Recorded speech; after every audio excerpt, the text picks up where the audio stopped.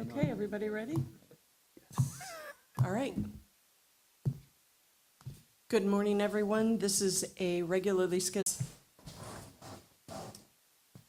I pledge allegiance to the flag of the United States of America and to the republic for which it stands, one nation under God, indivisible, with liberty and justice for all. Amen. Amen.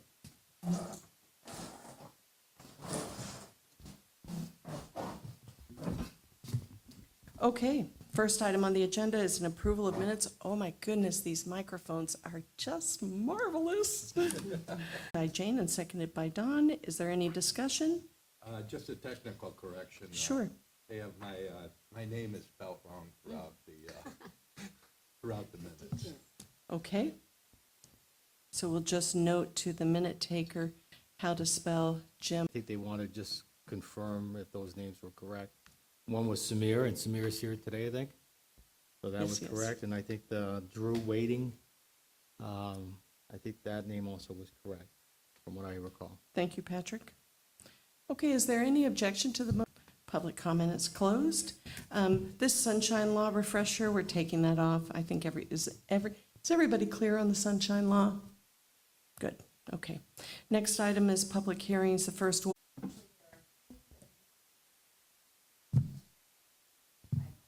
That's okay.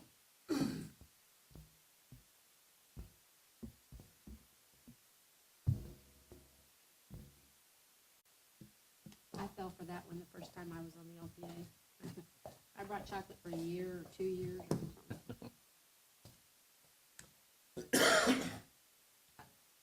Good morning, Sarah. I don't think you have to do I anything. don't have to do anything? I'm on? Oh, yay. See- The issue is that we have several subdivisions that were platted with their side property lines parallel to each other and at an angle to the front and rear property lines. Buildable area is at an odd angle.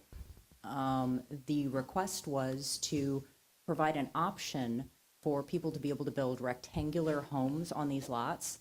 So they would be parallel to the side setbacks, but at an angle to the front and the rear.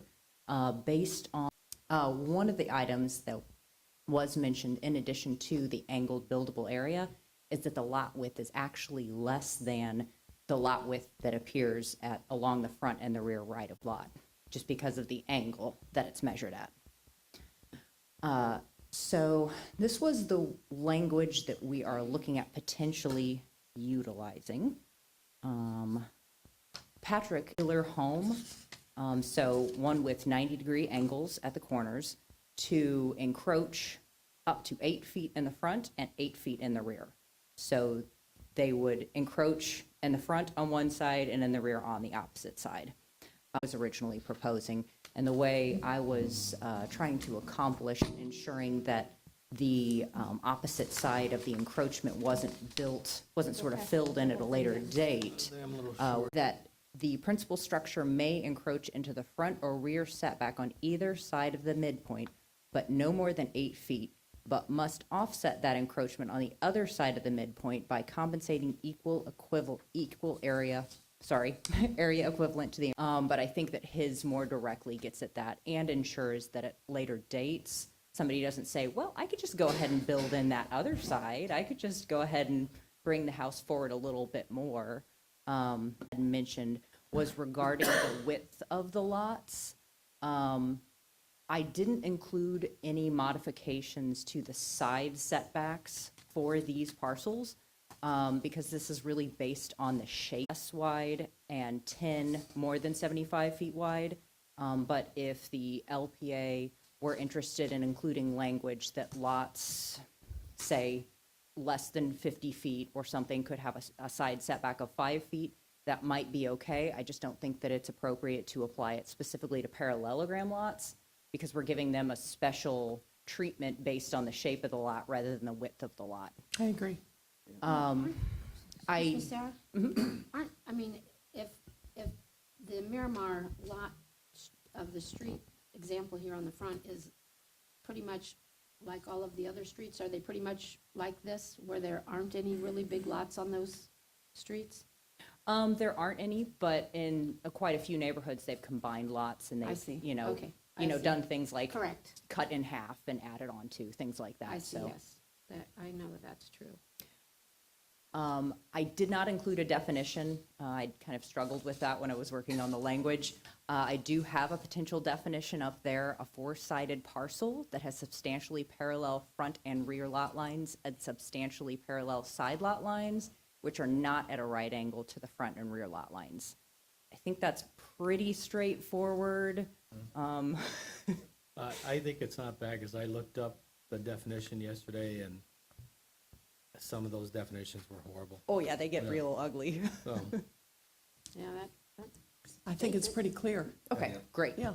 And then one thing that I thought was good in what Patrick proposed, he did propose a diagram, which I think would be very helpful also.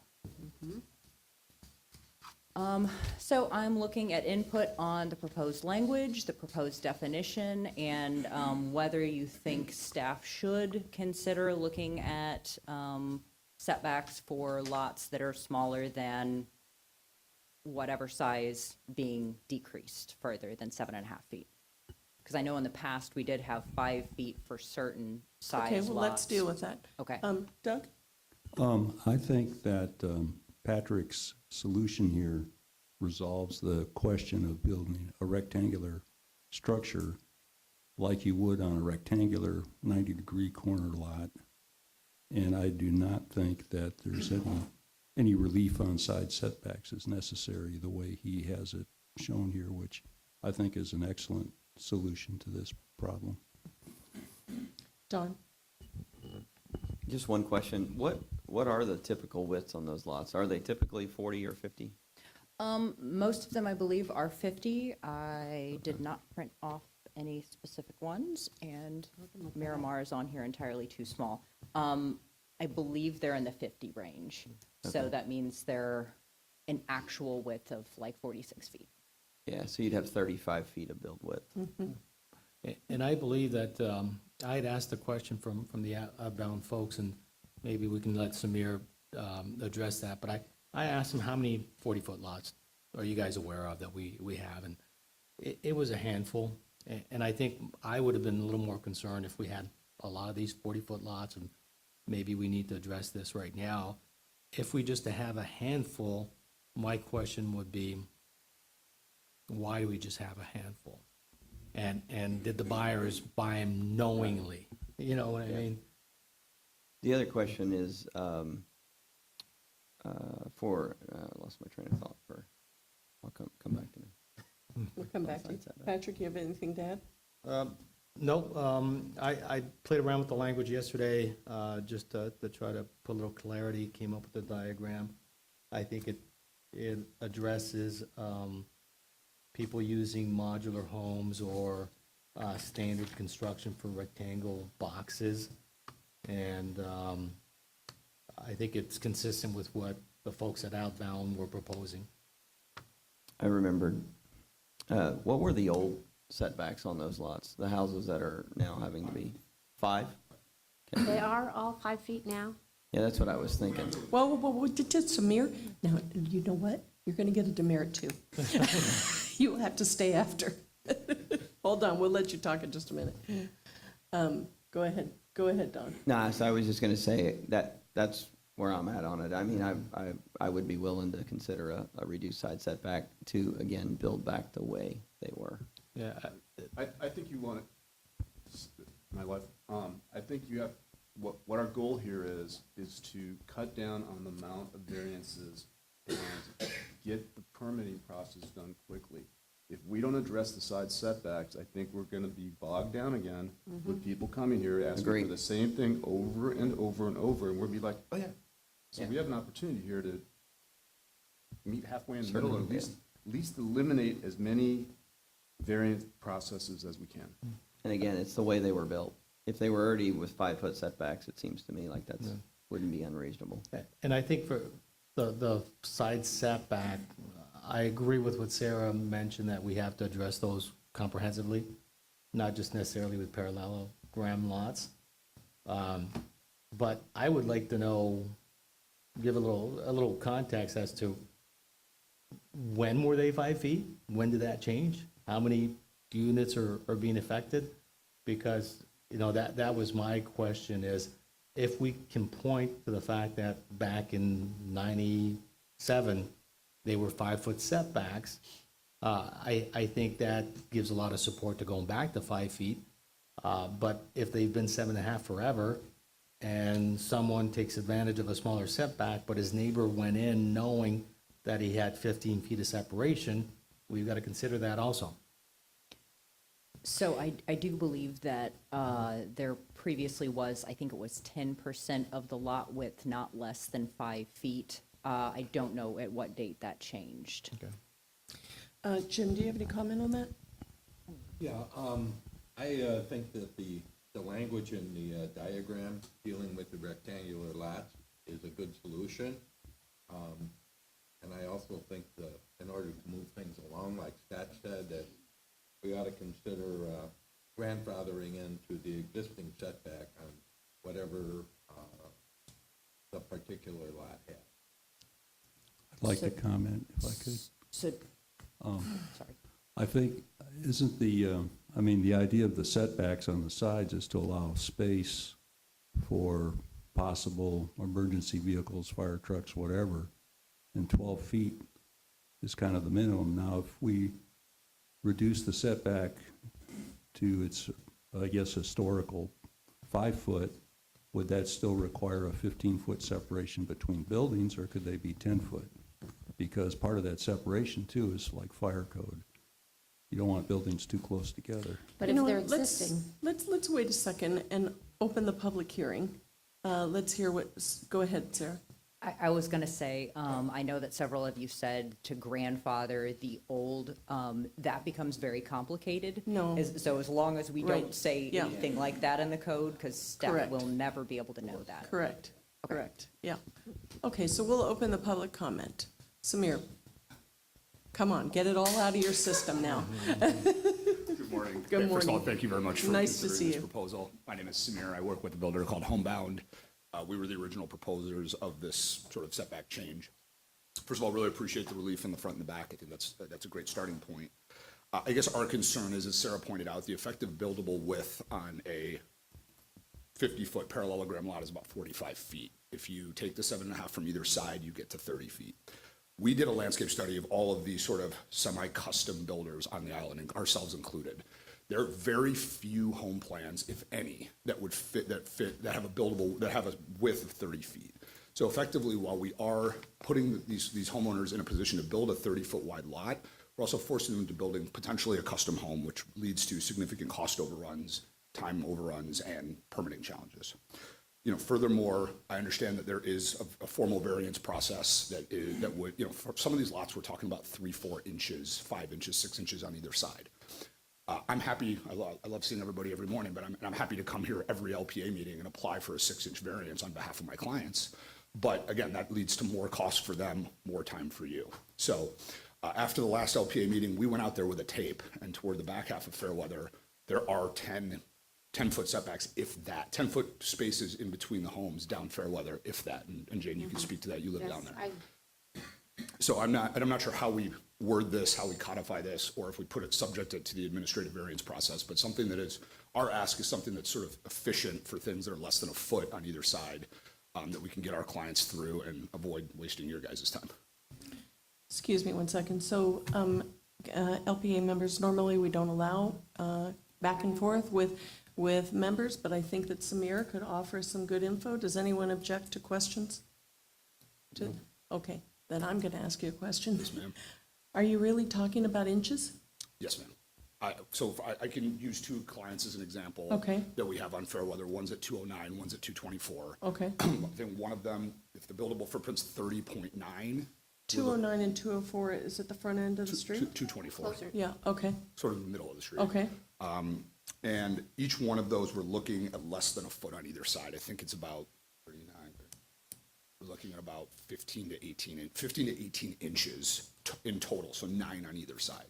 So I guess, you know, I've been thinking about this with several members, you know, just kind of chatting with folks around town. And, just some sort of relief there, or at least an efficient process to get through, right? I understand that we don't want to potentially change things for a particularly shaped lot, but even if we could subject them to the administrative variance process as opposed to the formal variance process, I don't know Would that be people much want. less time Yeah, no one consuming. wants to hear from me in 2 public hearings for about 8 inches. Scott definitely doesn't, about 8 to 10 inches every week, and frankly, that's what it would be. I mean, I've already starting to prepare the formal variance applications for the next LPA meeting, and it would be every one after that, and then town council meetings. I just think for, the size of the variance we're talking about. Samir, are these are now lots that are completely empty, or are these houses that were damaged and you're going to be rebuilding them? No, there are houses that, one of the lots in question has been cleared, and one of the other ones is waiting for the FEMA or FDEM debris removal.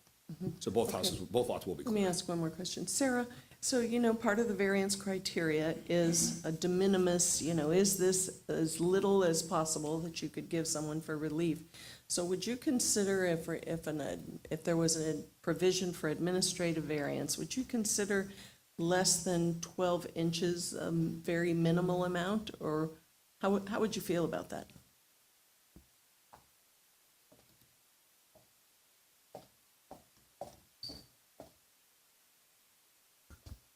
I don't know that that would be problematic as long as we were able to put really good guides in there. What I've seen in other municipalities is an administrative variance for as-builts. Say somebody built a house and it's 2 inches into the setback, they can apply for an administrative variance to the town rather than doing a full variance. I don't know of any communities that allow an administrative variance under a certain size. I don't know that there would be a problem with that. Okay, we'll ponder it. Yeah, no, it's My something to question think would about.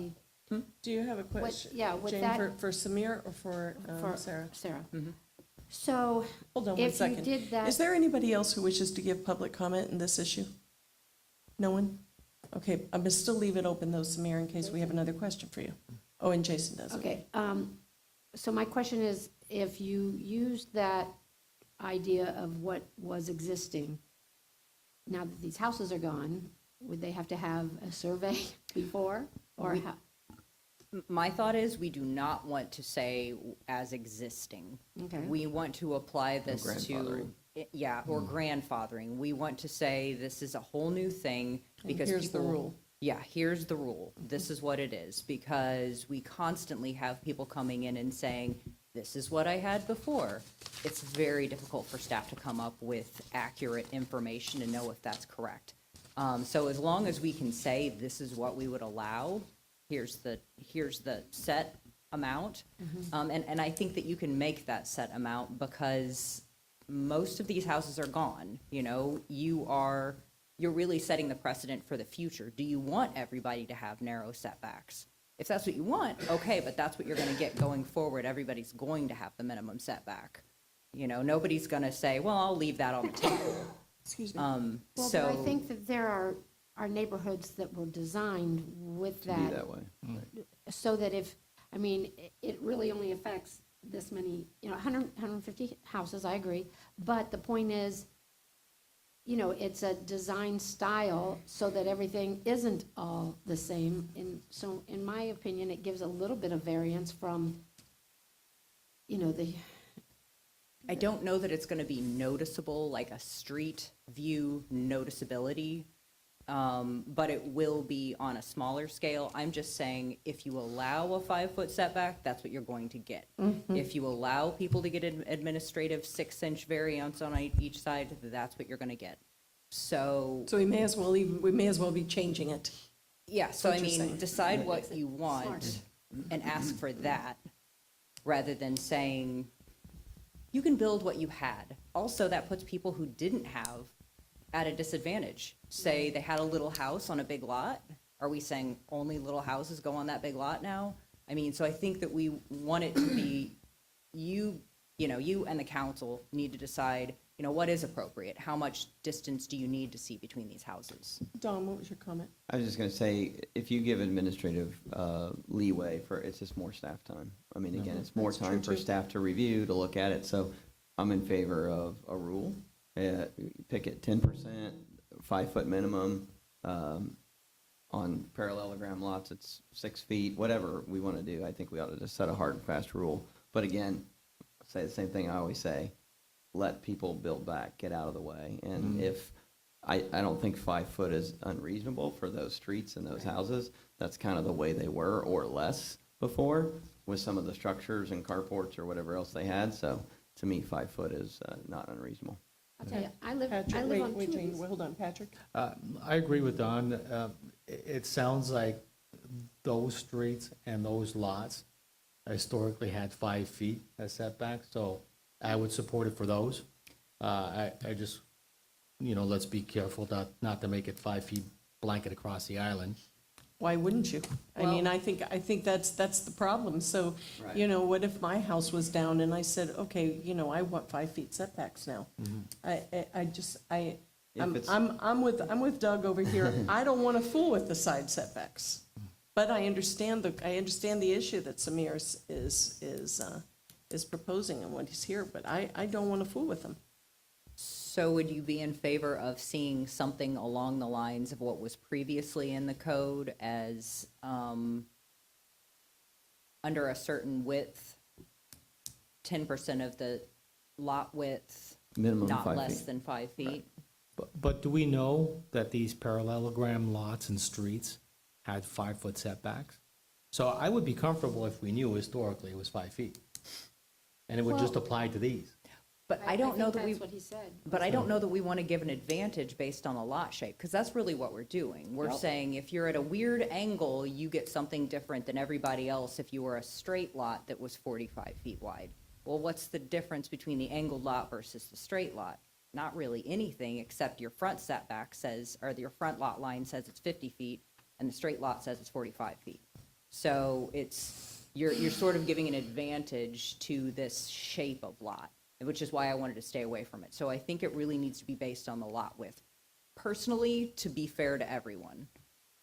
I understand what you're saying. I'm going more, not on the shape of the lot, but historically, was that street a sign of 5-foot setback or that type of zoning? That's what I'm saying. So we would want to have to look back at the code and see Yeah. what it said Yeah. historically. But also, Patrick, just to, you know, I now am kind of using John Richard's parking lot and your comments about, you know, we have an opportunity to do better. So let's say historically it was 5 feet, but our setbacks, our side yard setbacks are 7.5 feet. So shouldn't we maintain that higher standard and say our side setbacks are 7.5 feet? So future people on Fort Myers Beach have a nicer side setback. Yeah, but their houses will be. They may not be buildable, or they may be custom homes, which means they're not buildable, which means we sit with a bunch of empty lots for the next 8 years. Cost. I mean, I'm just, again, I'm all Yeah, about yeah, I trying to I build understand what back, you're saying. I let people understand. rebuild. That's, I'm going through these, and the majority of them are 50-foot lots, and I think that, you know, I think that we are talking about however many streets this is, and I think that's a minimum part of our island, and I do think that having them be at an angle does make it tougher to make a home fit with what you could do on a regular lot. And so I'm not opposed to allowing this based on the fact that history has had 5-foot setbacks. Could What I if- ask a question? I just want to be clear, when you're talking about a 50-foot lot, you're measuring on the right-of-way line? So the lots, yeah, when you're looking at the parallelogram lots, often they'll say 50 feet, but that's along that front property line, which is measured at an angle, not the shortest distance between the two parallel Yeah, I lines. So understand that. So the yeah. 50-foot is like at the street, let's say, yes, between the property lines. And so if I drew a line 90 degrees to the side property lines. It would be shorter because it'd be a triangle. I get it. So I just want to be clear on that. Yes. So, although nevertheless, I don't think I can support reducing side setbacks for other reasons, but I just want to be sure I understood it, yeah. I think Jason had some comments, I think, Hold on one second. Does anybody have any questions for Samira? Otherwise, I'll close the public comment. You have one more comment? Okay. Would we consider so as Sarah mentioned, the effective lot width on this, on a parallelogram lot is about 45 feet, which then to me would subject it to potentially the less than 50-foot lot setbacks. Would we define effective lot width so that we wouldn't have to change the set? Because I believe on the less than 50-foot lot, there is the 10% still, right? So if we define effective lot width, we would probably accomplish everybody's goal of not changing the side setbacks, but allowing these That folks was to the light bulb I was having when Doug was saying, because here it's 50, but between that person and their neighbor, it's really only 45 or 46. I get what you're saying. Okay. And doesn't that then change if it's Yes, 10%, I think- it goes to 4.5 feet on each side, right? If that's what it is, it is. I mean, Hold on, so we'll ask, okay, that's a very good point, Samir, thank you very much. And Sarah and Jason now. Sarah, you just said, no, it doesn't, it goes to? No, that's no longer in the ordinance, that 10%. So, but if there would be interest in saying that lots with an effective width of less than 50 feet have, the same way we have up to 75 or 75 feet and less is 7.5, and then more than that is 10. Do we want to have another cutoff point and say less than 50, you have a 5-foot setback?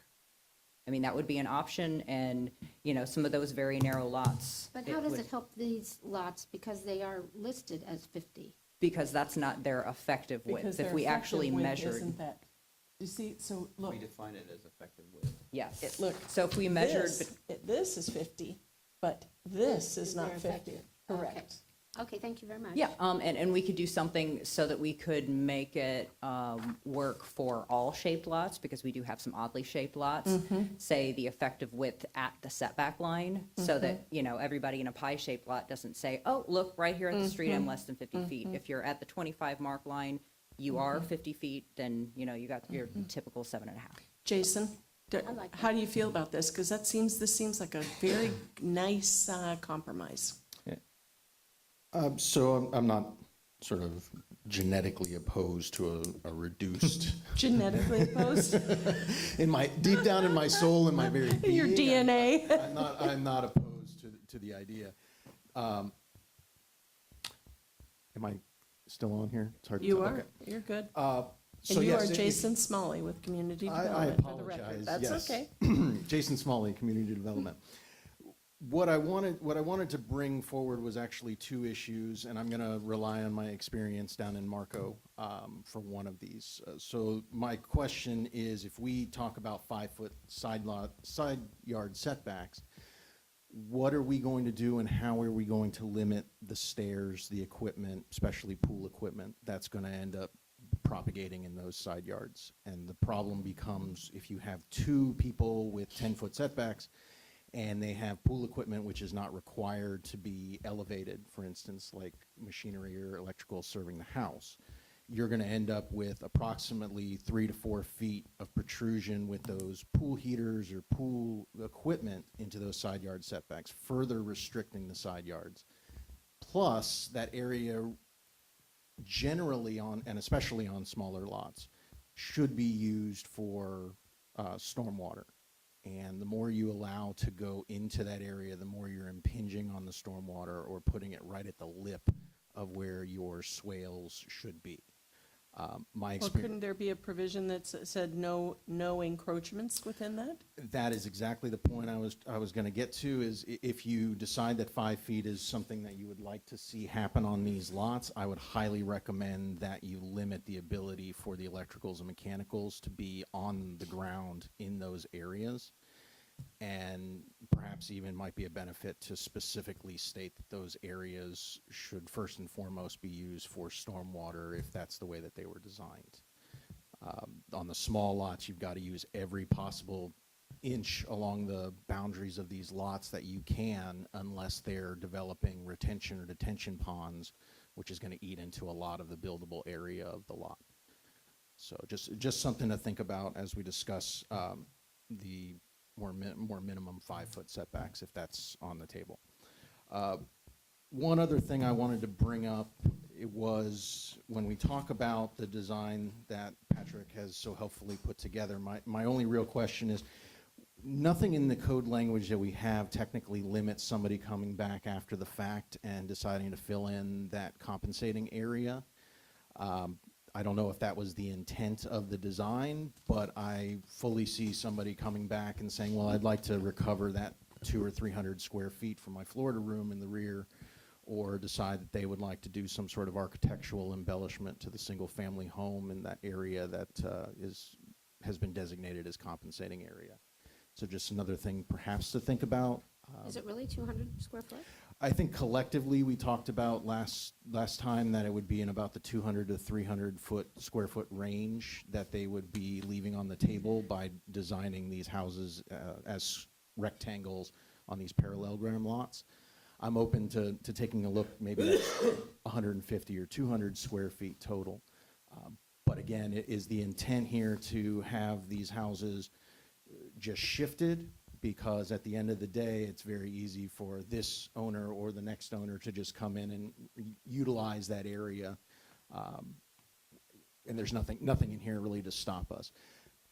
An extension of that comment would be that also staff is going to have to figure out a way how to track this. If there is a limit putting on redeveloping those compensating areas, we're going to have to be able to put something together where future staff can look at it and know that these were one of the lots, and not just be eyeballing it and saying, well, it looks like a parallelogram lot. I imagine that's what they did.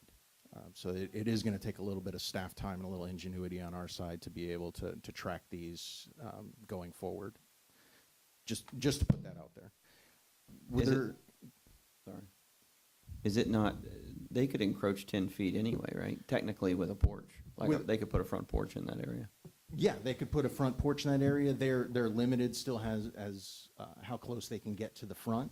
So in actuality, they would be more limited on the area that's protruding in than the compensating area. I'm less worried about that because there's already a hard and fast rule against getting within 10 feet, yeah. the 10 Right. feet of the Yeah. front.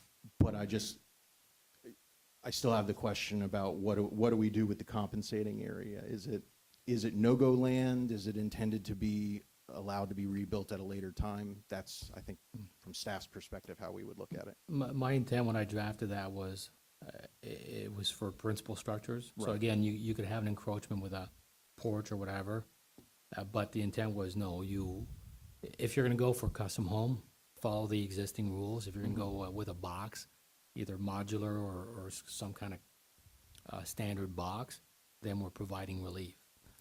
So, Fair enough, but if we do an under the roof line Florida room, for instance, this would allow somebody to then use that compensating area to build out more of that under roof area, because it would be part of the primary structure.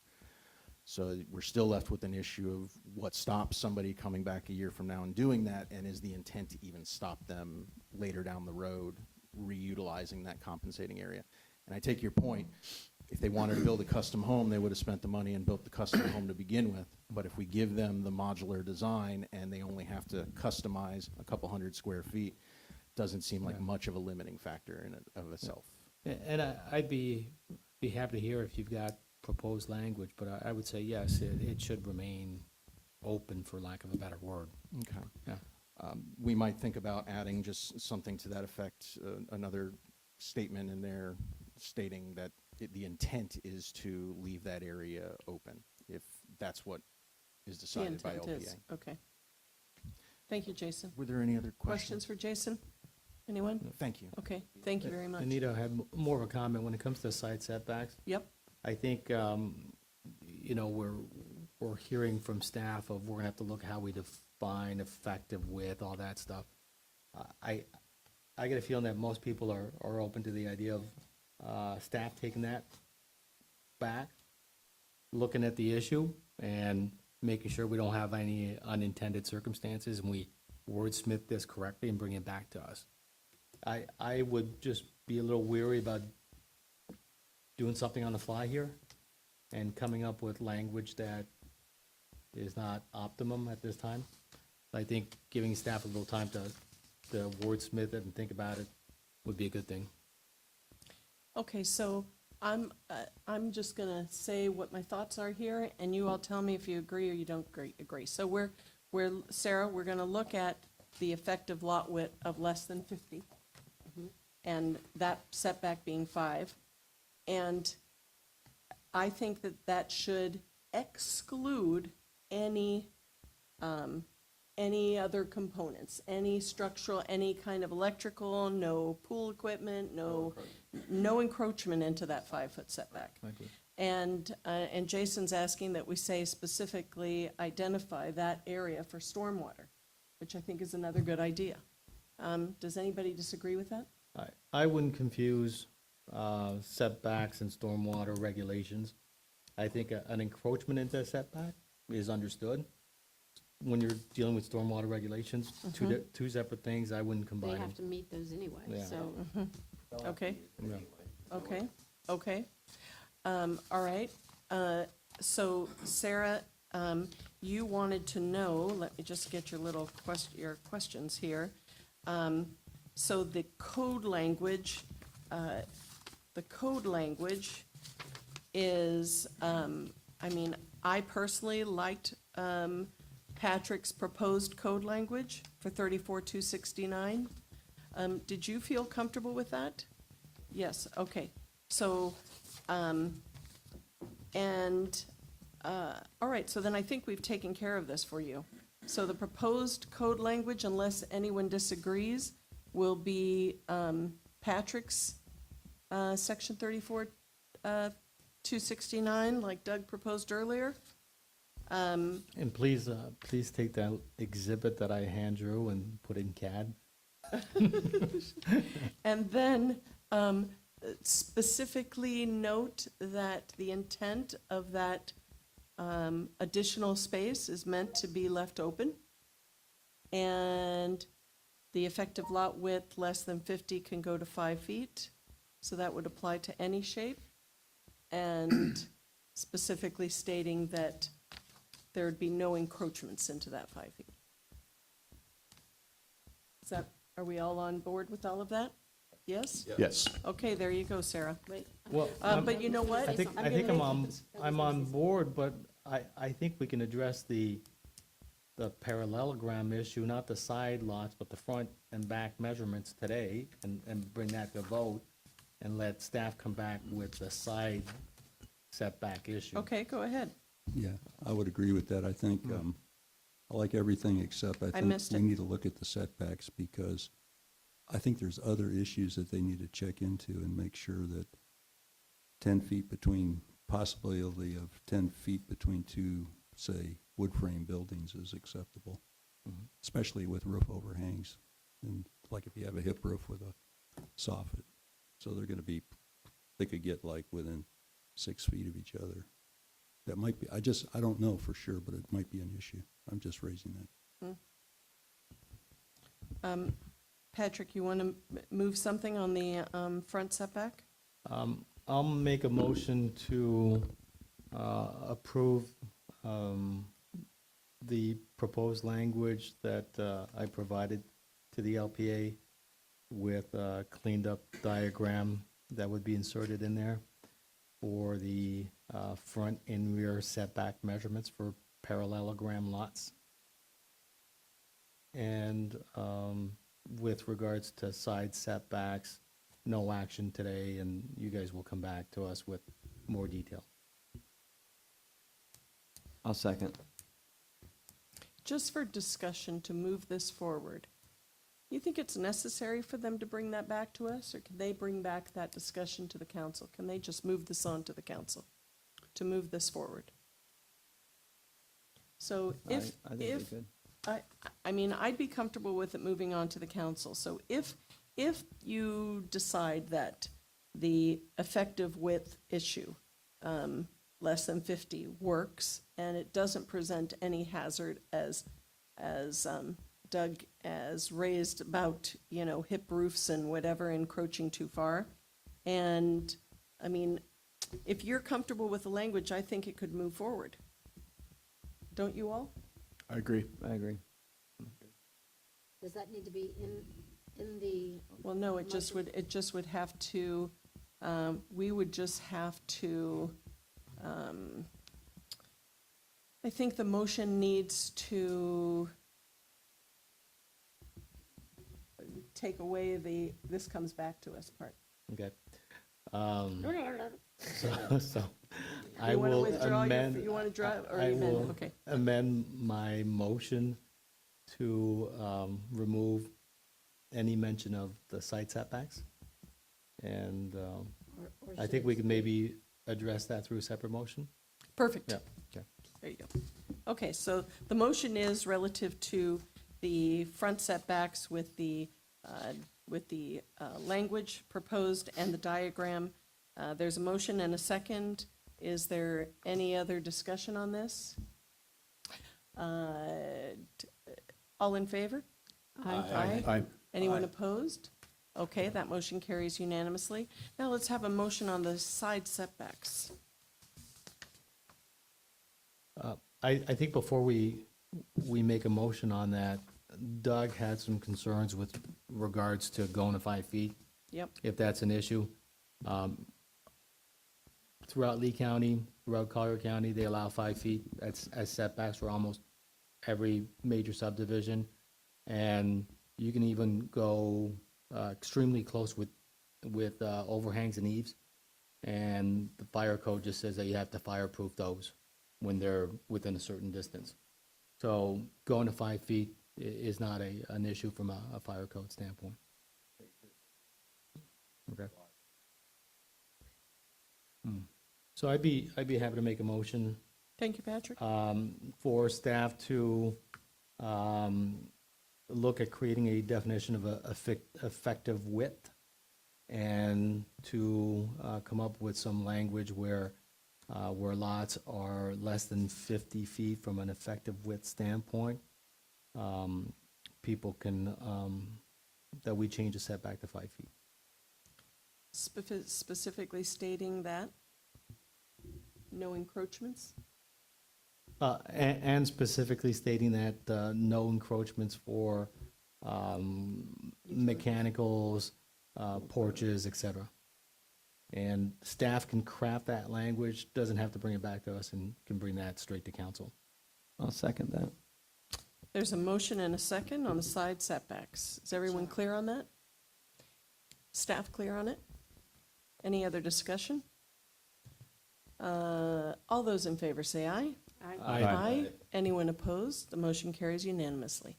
Okay. All right, we'll move on to the Simplify. next item. Move on. Discussion regarding setbacks for houses in primarily non-residential districts.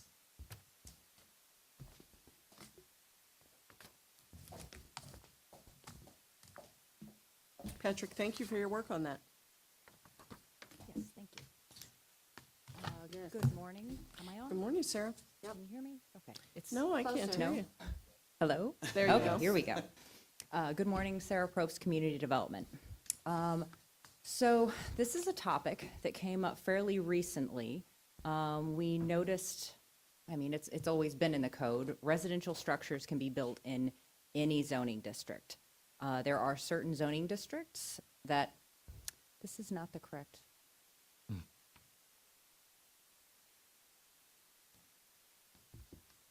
The wrong Hold on. pictures. Yeah, something is wrong. Still have fair weather up there.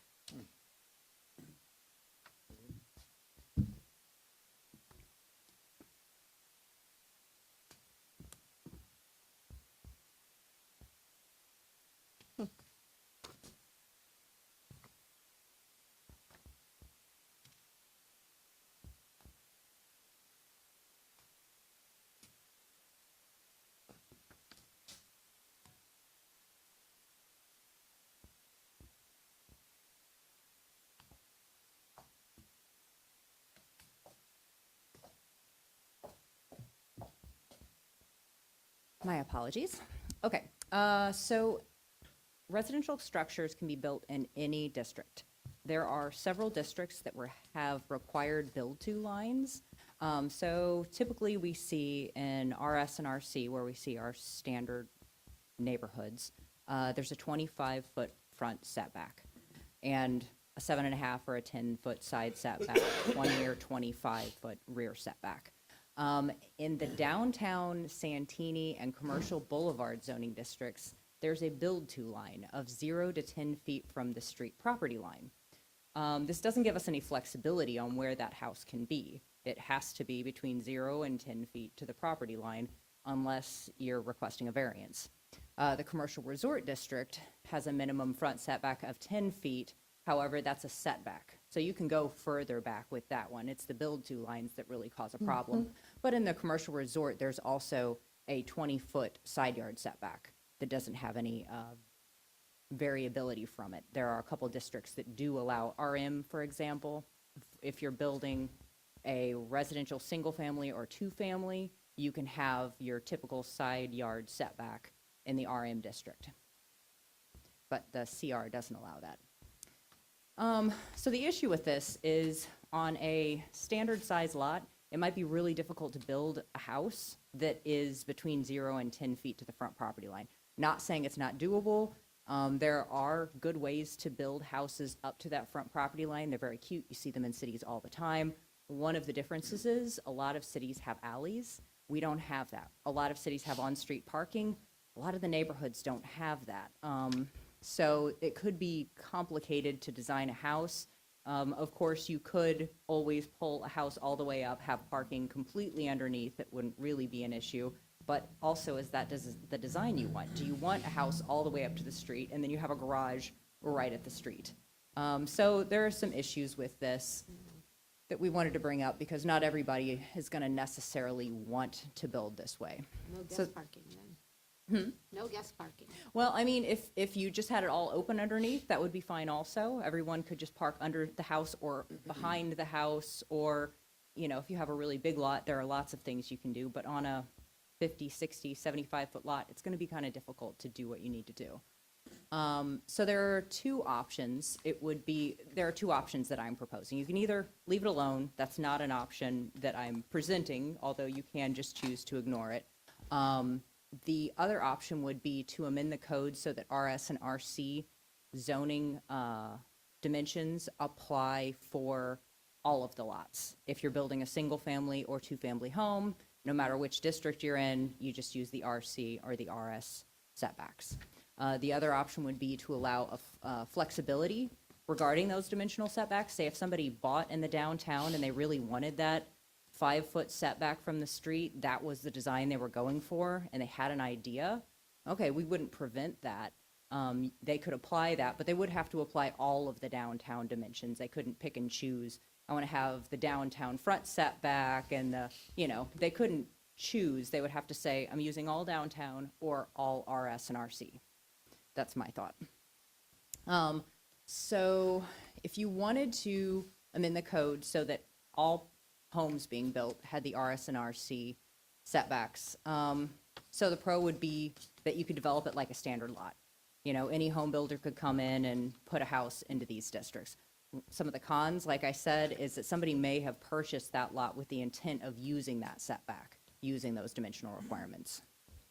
The other option regarding flexibility, where you say, you know, you are in the downtown district and you say you want to use the downtown setbacks, or you're in the downtown district and you'd rather have RC.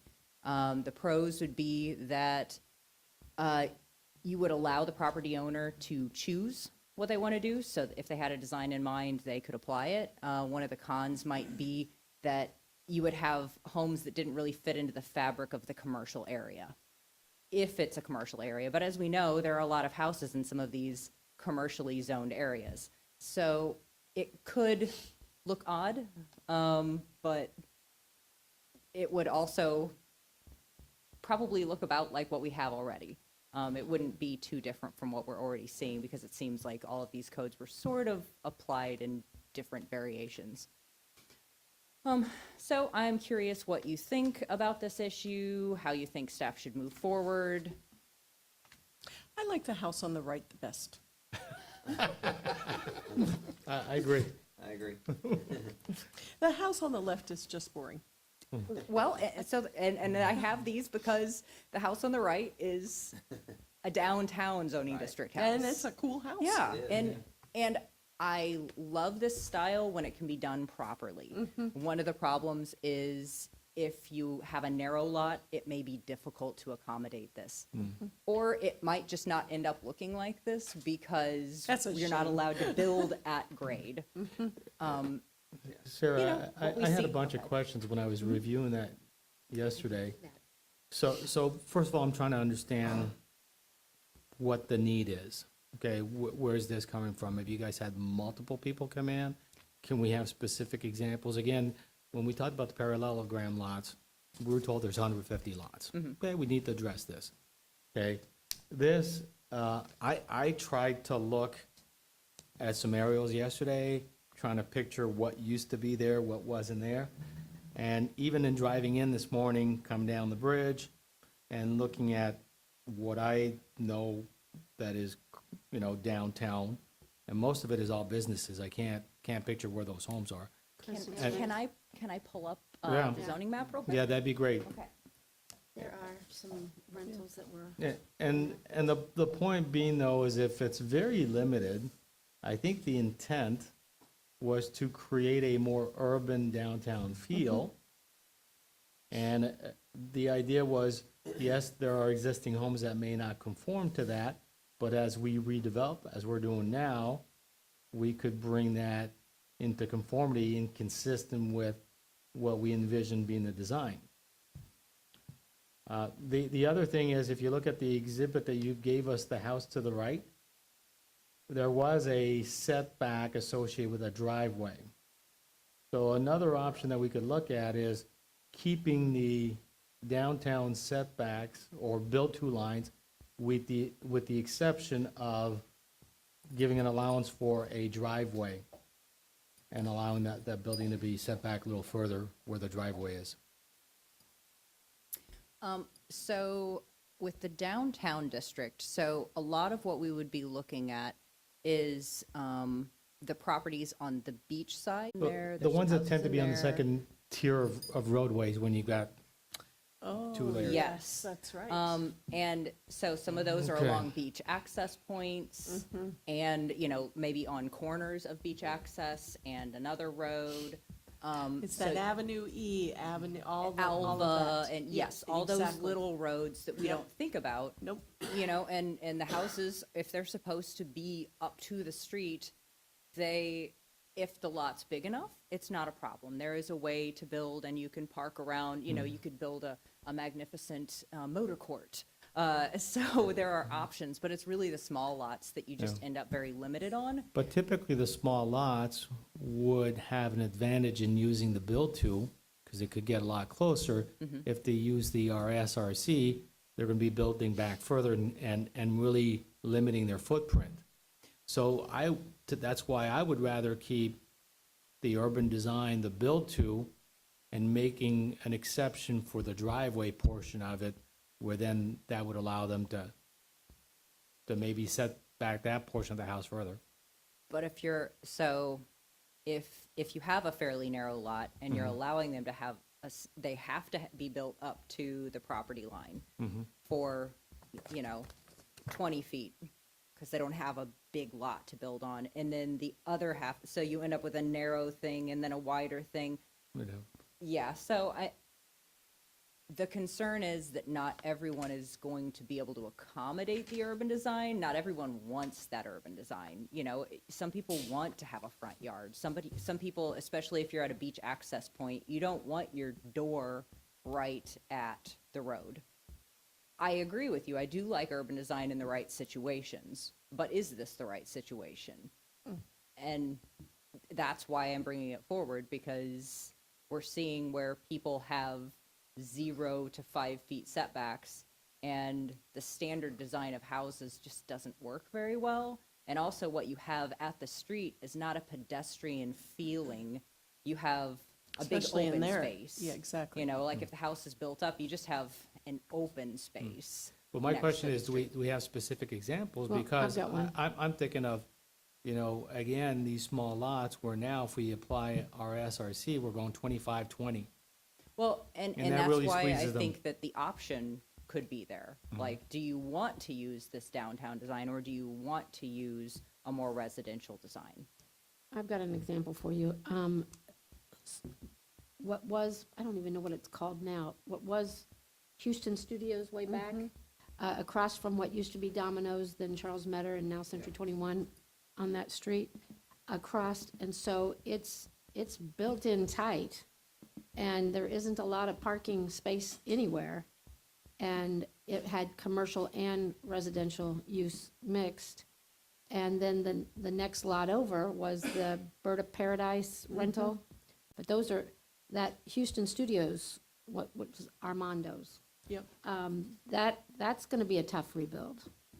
Do you know what I'm talking about, the yellow building? I know where you're that talking about. used to yeah. have like hair and massage It was a and charming, charming place. and then on the backside, it had little apartments.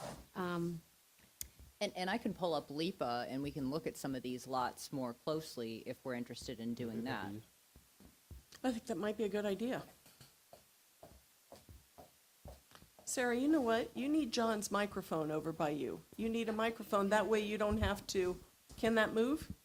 Yeah, you don't have to come up here and sit. Possible, or switch Sit places on with his lap, John? Yeah.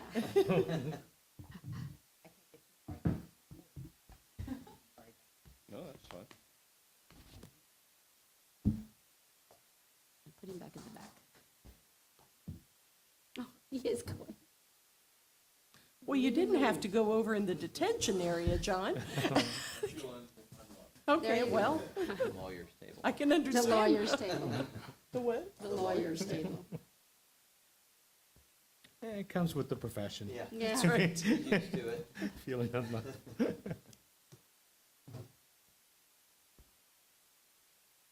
I do love these maps. Mm-hmm. And Sarah, I don't know if it would be helpful, but if you go to, you can change a year and go pre-storm, at least we'll see where the buildings were. Oh. It's back when I had a career and a life and And a home?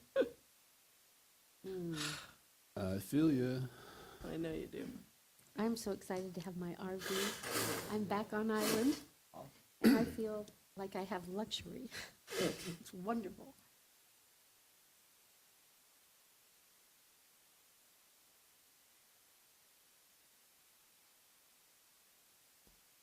You're doing a great job, Sarah.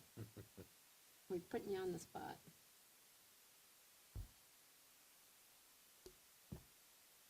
A little more.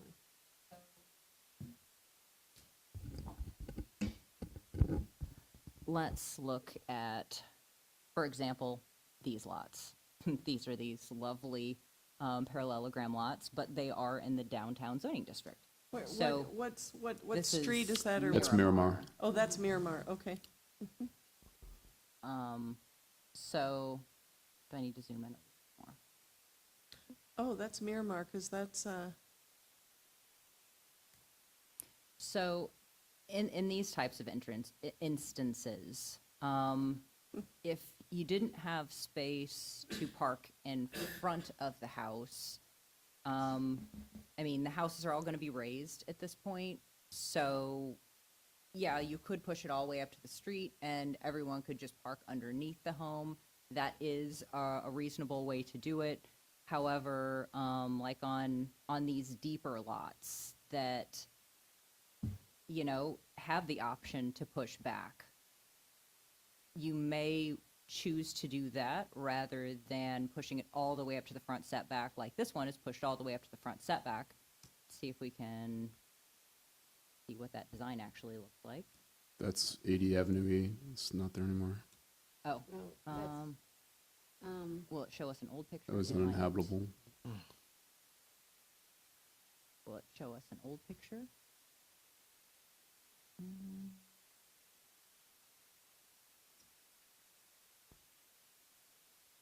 No. did No they old. update all these pictures? Well, here's another example. So this one, if this lot were not, oh, this one's a really good one. So Yes. it's on 2 streets. It's got 2 street frontages. If it were pushed all the way up, it is potentially wide enough that it looks like they have a driveway here by the side of it. So that would work, except this looks like a commercial lot potentially. The issue is it may just, the design may not lend itself to urban design because everything is going to be up, raised above ground. So you're going to have, on the street front, you're going to have garage space or you're going to have open space. Is that particularly what we want right at the street front, or would we prefer that someone have the option to design it as they choose? You know, either right up to those setbacks or utilizing more residential setbacks so that they could have a front yard and a driveway. I mean, I'll be completely honest, if I could get rid of my front yard, I would do it in a heartbeat. Don't like my front yard. But some people do. And, you know, do we want to give people the option to have a front yard, to have a driveway with parking space? You know, that's what we're concerned with. I think it'll happen with the first person who builds, because nobody else is gonna want to have it be back and be like in a cove. There, you know, so I think they'll follow the path of what it was. But the other question I would have is how many, do we actually have any residential lots right along Estero? And I don't think we do. And my thing is, I think that urban form along Estero is important. You know, the second row of streets there, That's what I'm not too concerned about that, but I would definitely, and if you do have single family and you're surrounded by commercial, I would imagine that residential might become a rental or something like that. And again, true to urban form, it would be nice to have it consistent with the commercial and close to the roadway. So at least on Estero, I'd like to see that. On that second row, I'm open to change there, but I wouldn't want to just across the board do it. So basically, it'd be giving folks the option to utilize traditional residential zoning as an option. But could we, because I agree with Patrick, could we exclude the boulevard? I don't see why we couldn't exclude the boulevard, and why, I mean, currently the downtown zoning district has all sorts of different applications depending on which street it's on. So I don't see a reason why we couldn't apply similar things. So, say if it's in the downtown zoning district, on Estero or on Old San Carlos. Okay. Sorry. So if it were on one of the main streets, saying that it has to meet that urban form of having the 0 to 5 foot setback or the 0 to 10 foot setback, Yeah. and then on the secondary streets. And even Third Street, for example, I think there might have been, I don't know if it was all commercial, there might have been 1 or 2 that were residential. I would still want the build-to line for Third Street as an example. What about Crescent? Second Street, I'd still like to see that. Yeah, second, that whole Yeah. zone. It's just specifically, I mean, in my mind right now, looking at that map, the only ones that I'd like to give the allowance to are the ones that are tucked away off of Estero in that one zone. The beachside Yeah, area. the beach yeah. side, because I don't see where else it exists. You're talking just beachside? Yeah, yeah. Yeah. Yeah. I like Don's description, beachside road 2. Okay. I think that makes sense. Is anybody here to make public comment on this item? Seriously? Where Okay, is everybody? public comment is closed. So Sarah, what direction do you need on this? I wanted to know if you felt that this was an issue that you wanted us to address or not address. I think you've given good direction on this. Would you like me to bring language back to you next month?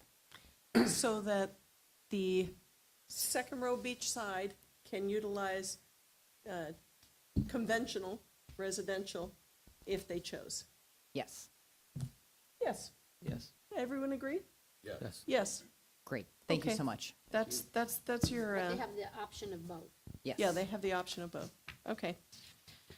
All right. Very good. That's interesting. I think in my next life, I'm going to be an urban planner. I love looking at that stuff. All right. Next item on the agenda is the administrative agenda. Anything, Sarah or staff, on administrative? Seeing nothing, we'll move on to the LPA members' items and reports. Scott, anything from you? Yes, I'd just like to follow up on our conversations from our joint planning session. I had the opportunity, along with some other small boutique hotel owners and a developer, to meet with staff. Kind of want to get your, the board's opinion of some things that we talked about.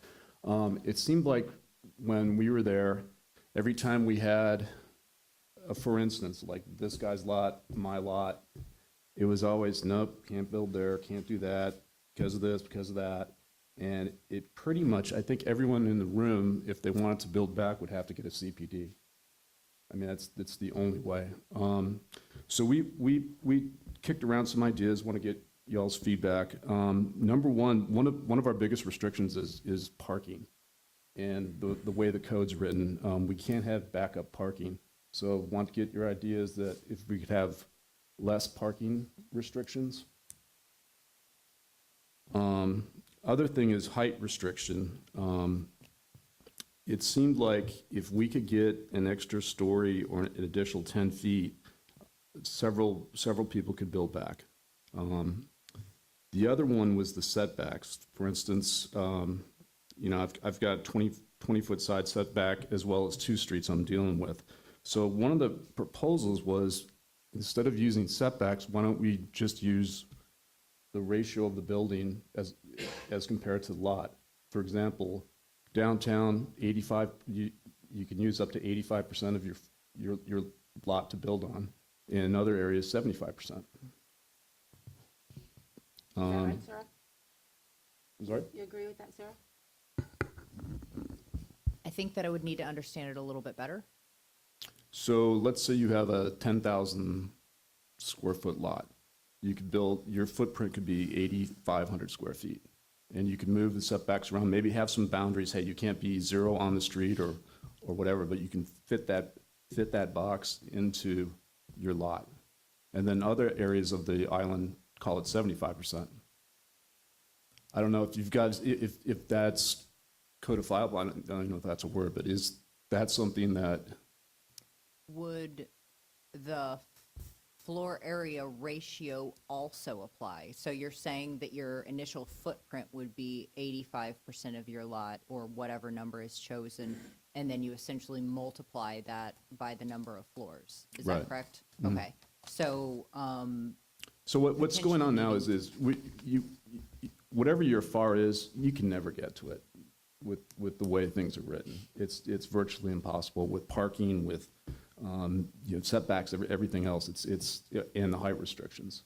So it's really hard for the small guys to even get close to a FAR because of all the other restrictions. Scott, quick question. When you say height, are you more concerned from a story standpoint? Mm-hmm.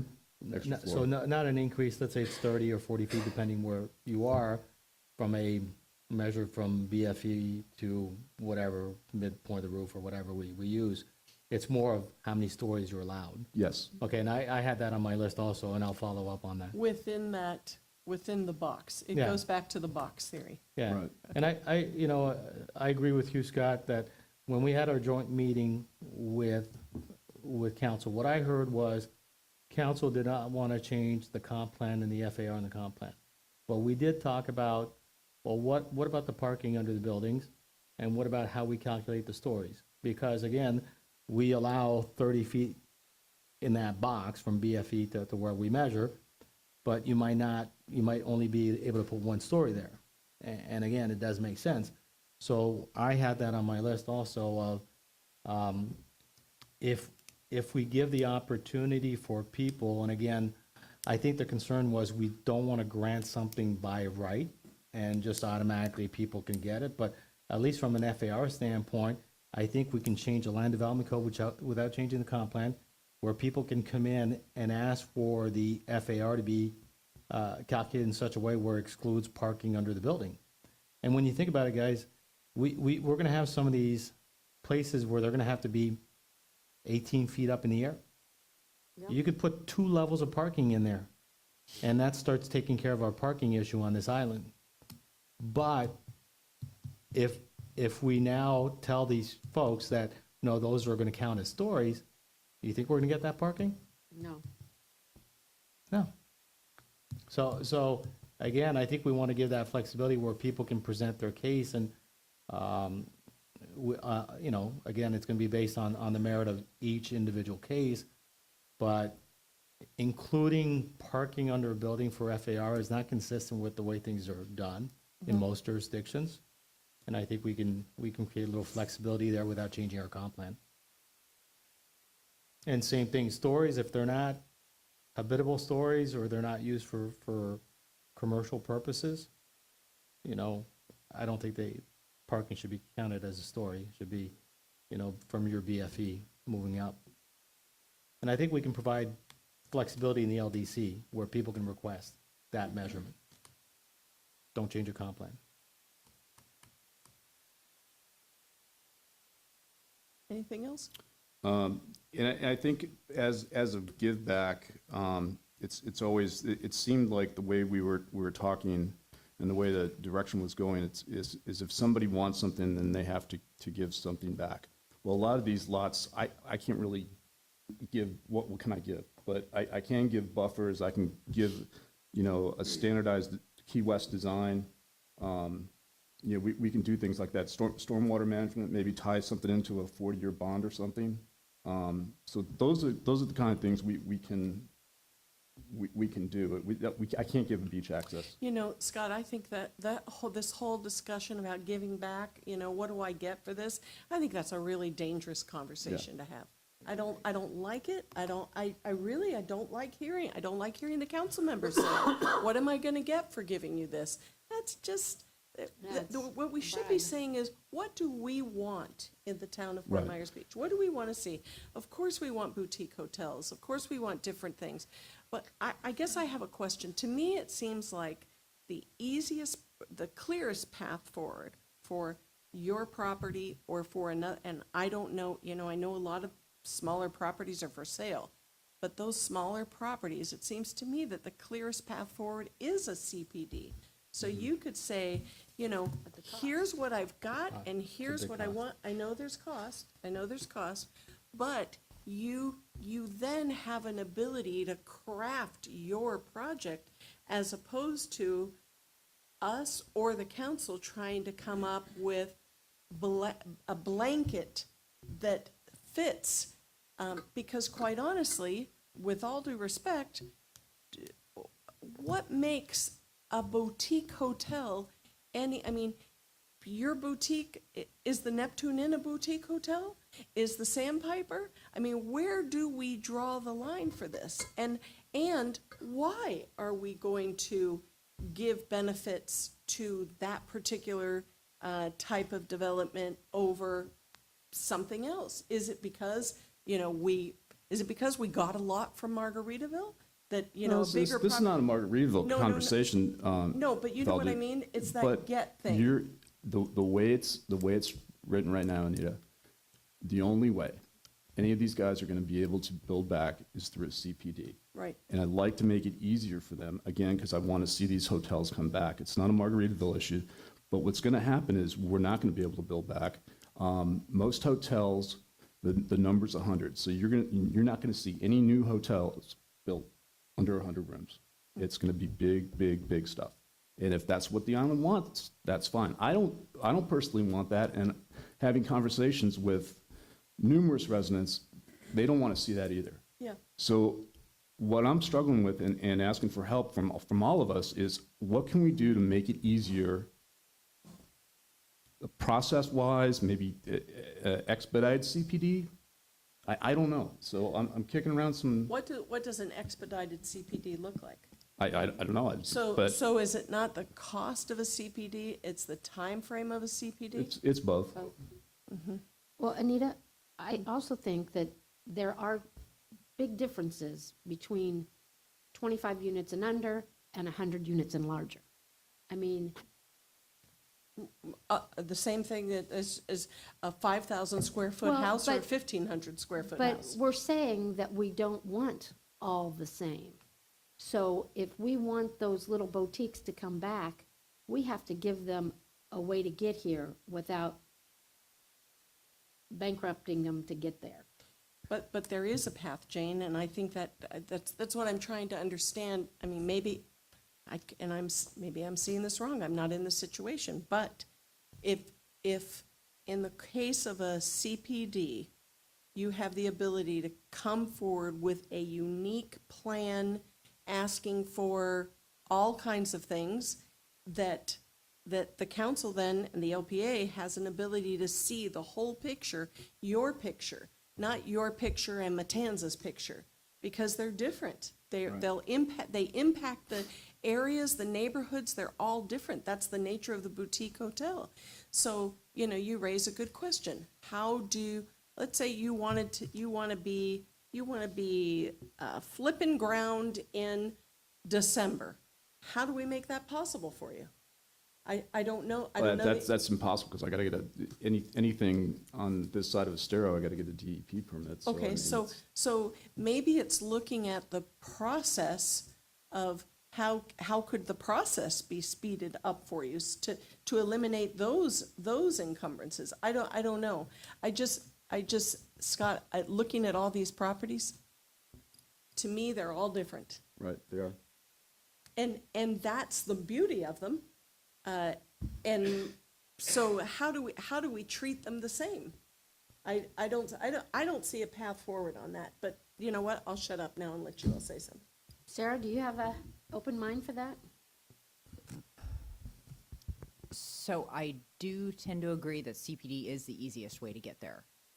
If the FAR can work, I mean, and that's a big question. And I know that was an issue in some of the, boutique hotels when we looked at the size of the lot and the size that they actually needed. The FAR wouldn't get them there. And, in some instances, it was figuring out, are we doing a build back? Is it square footage? What do we need to get there? As long as the comprehensive plan doesn't get in the way based on FAR, density shouldn't apply, height, the comp plan doesn't talk about height. So potentially you could get there through a CPD.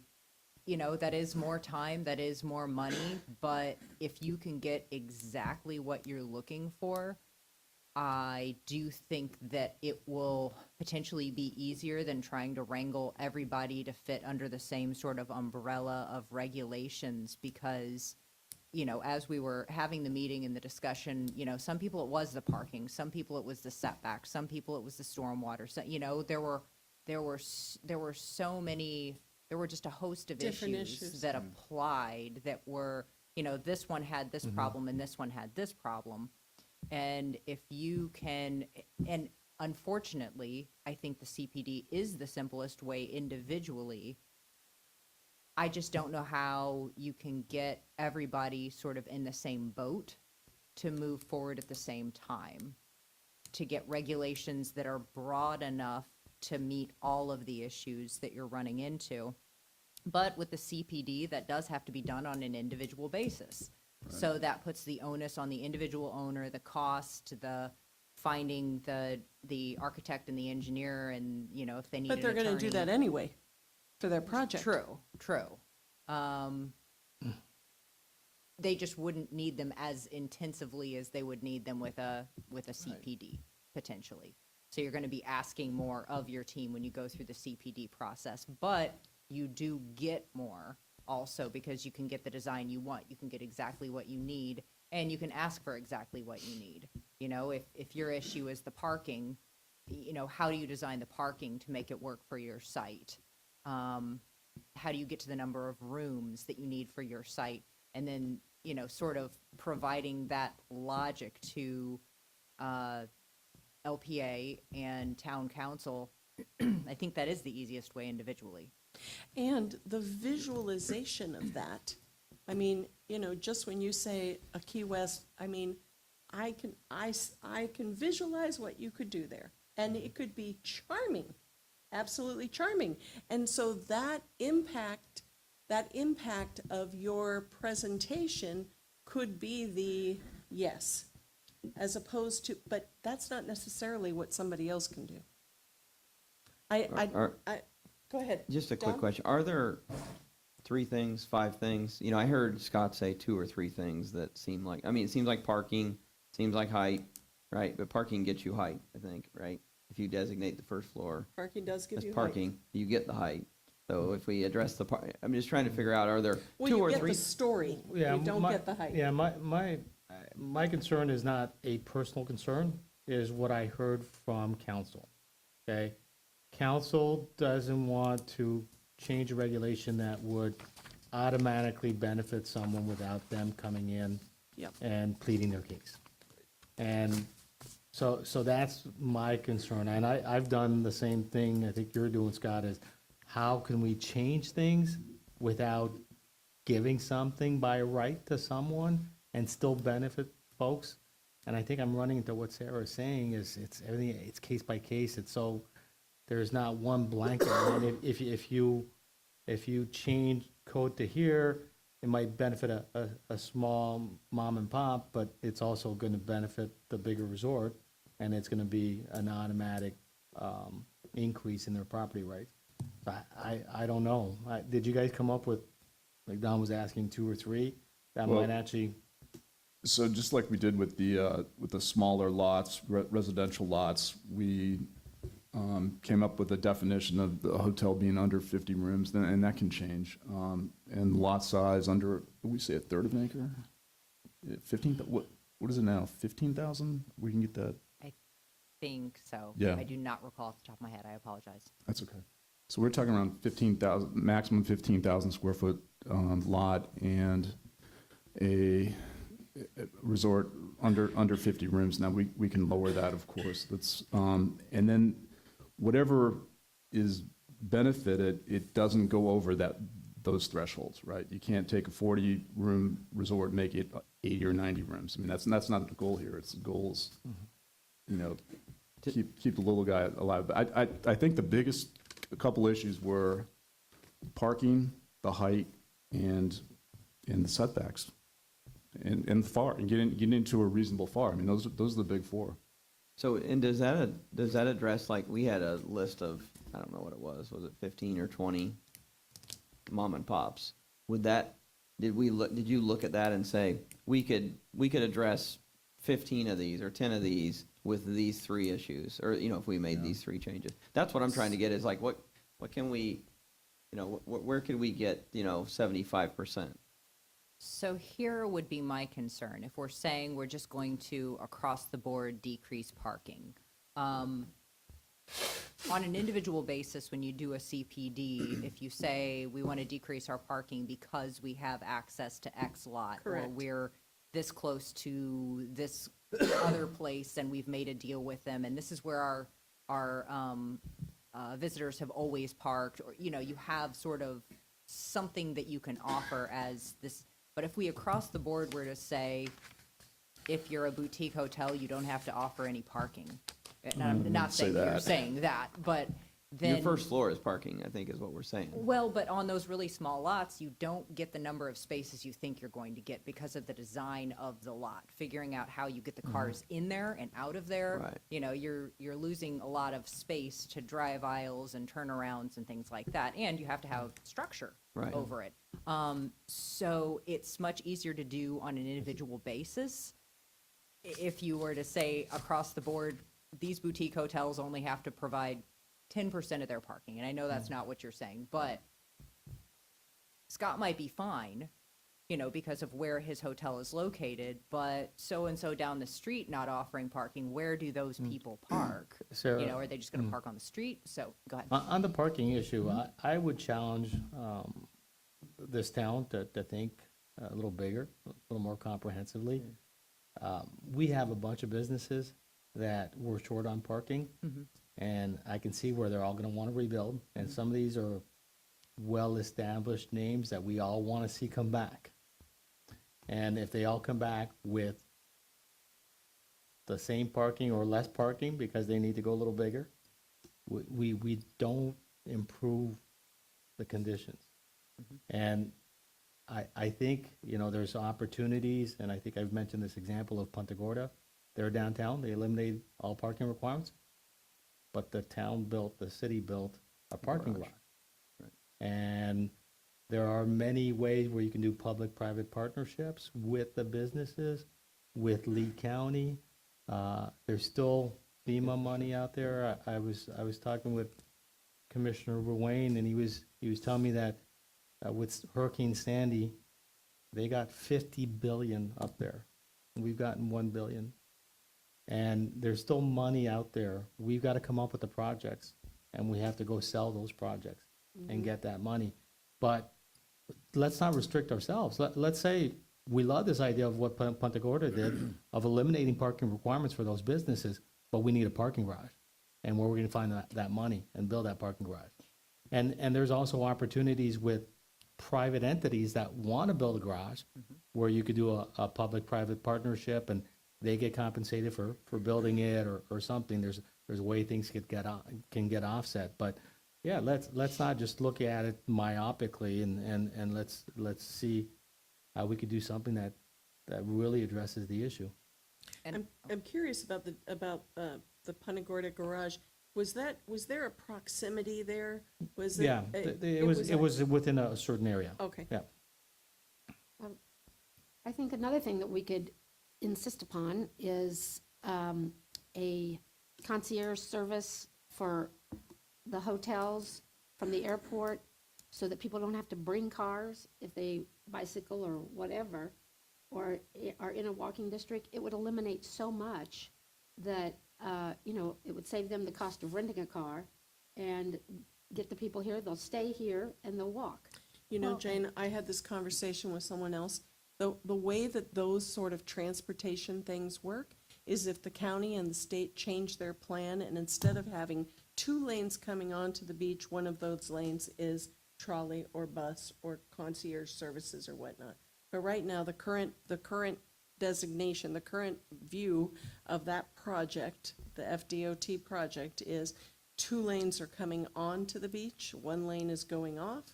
And what does that do? It just increases our traffic. It Well- doesn't help No, us. it It reduces eliminates the cars. traffic. Yeah, it reduces the the number of cars. cars because you're bringing small buses on instead of. Correct, if we could do that. But if those buses didn't have to stay in line, if those buses had a transportation, a Access public off. transportation access lane. But even if a bus stays in line, you're still gonna stay in line in your car. Right. I think the problem is the Yeah. trolley where there's no AC and you're sweating on top of that, at least if you're in an air-conditioned bus. And from the airport on a trolley is a totally different Yeah. ballgame. But if we had major drop-offs at all of the hotels and anybody could be dropped off, that would be amazing, because number one, the hotel's gonna get, you know, they're gonna know what happens at that hotel, maybe come back for dinner, maybe drinks, whatever. So they're gonna get business, whether it's, they're staying there or not. But if we had something that came directly from the airport to Fort Myers Beach, and it was a Fort Myers Beach-based thing, it wouldn't be like you have to go to 15 hotels off island to get here. Yeah, and the more walkable we make our downtown, the more of an incentive of just taking the shuttle and not bringing a car in. Right. you know. So, in thinking about, I'm sorry, Anita. No, no, no, go ahead.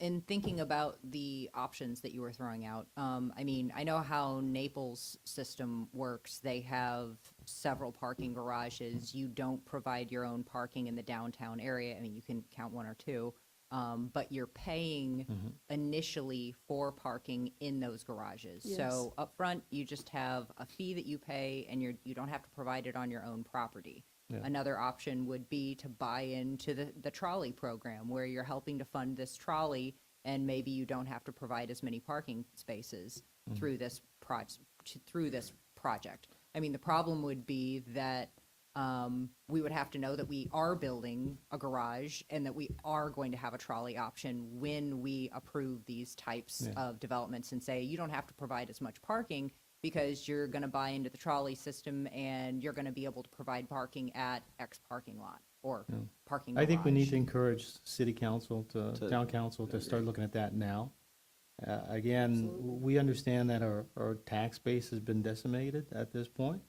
We get that, but there's money, there's aid out there, especially when you can demonstrate that it's a overall benefit, and you can even monetize probably your parking in such a way where it's a long-term investment for the town. There's a lot of private money too for infrastructure like parking decks. Isn't that a great idea? So maybe it's just not a small boutique hotel issue. No, no, no, it's a townwide issue. It's going to be a townwide issue because everybody was like parking. You know, we were even talking, you know, maybe we talked to the town about making Avenue E one way so we could at least get some angle parking in and make I Street one way and then the other street by Hooters. I mean, we just, Those are good suggestions. Yeah, those are very good That's real suggestions. Yeah. I mean, that, at least you could get some angle parking in and get some more parking, but, you know, there's no reason why those streets are two-way anyways. There's Exactly. hardly enough room for cars to get in there. Anybody to pass.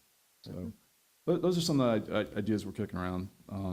But I think we're gonna have more discussion, and I just want to see what y'all, parking just became a big issue now, so that's Yeah. good. So Yeah. at least we can get some dialogue going and some help, because, you know, like Patrick said, there's some other businesses that I know my friends want to build back, but they're not even a hotel. They're, you know who they are. They're like, where the heck am I gonna park?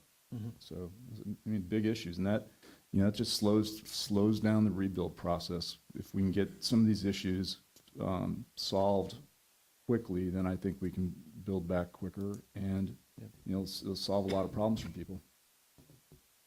So that's all I have. I'm sorry, you, Scott. that was the No, no. longest member item ever. Thank you, Scott. Jim, anything? No comment. Okay, Jane? Well, I did have a neighbor contact me and say, I know this seems like it's small stuff, but I think what he was saying is that, you know, everybody's got their trash out and it's going, but there's still a lot of ground stuff everywhere. And it would just be nice if people raked up what's all left instead of leaving it all over, and also washed their trash cans. It would make everybody feel better, look cleaner, and just be an overall less muck mess. That, you know, so many houses are putting in new landscaping and stuff like that are way further than I am, but it's so pleasing to see that. And then they put their trash cans out and they're covered in mud and muck. And, you know, the raccoons are unbelievable. If you put a little bit of trash out that has food in it, they're gonna get through it no matter how. Well, So the poor get some- things have been through hell. Oh, I know. I feel so bad. But maybe we should also try to get bungees for our trash cans or something to lock them down, because it's just creating a bigger mess. But don't forget the trash cans. Clean up if you can. Patrick? Yep, I've got a list of several items. Sarah, you might want to take notes on this. Sit down, Sarah. I got my water. I do like this idea of looking at parking more comprehensively and coming up with good long-term solutions. The FAR, I think we should look at allowing people the opportunity to ask for a different way of measuring the FAR. Again, it doesn't have to be by right. They can request it. For example? that you wouldn't count the parking area under the building. And that's it. When I say a different way, it's really the parking, not including the parking. And if it's only mechanicals also under the building, and it's not either commercial or livable space. But you have to have a Thanks for little that. bit of covered, in case you have to have an elevator or whatever. Yeah, mechanicals, that wouldn't be, Okay, I would exclude that also. A lot of places exclude mechanicals from FAR calcs. Would you envision that coming forward as a variance from the zoning requirements? Or would you envision this coming forward as a CPD where that's like an entire package? I think at least, I think it would be helpful if it was in the LDC that there is the opportunity to request a different way. And if you went through CPD, you could ask for it as part of your CPD. But again, instead of being something where someone's departing from our land development code and it's a big deal, it's already been discussed, it's already been envisioned, and you have the right to ask for it. And again, it's gonna be based on the merits of that case as it comes forward. The other thing was the stories. Again, not calculating parking under a building as a story.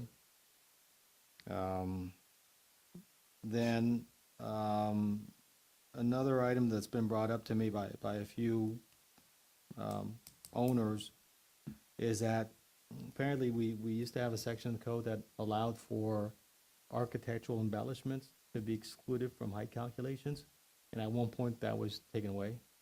So I think we need to look at that, because if we don't allow for that to be done, we're gonna wind up with flat, ugly roofs on every building when people try to maximize their height. So I think this idea of why we allow that is we want better architecture, better design, so providing an allowance. So I would ask for staff to maybe go back and look at putting that back in the code, and that's consistent with almost every jurisdiction in Florida where they do allow those architectural embellishments to be excluded. You know what was happening?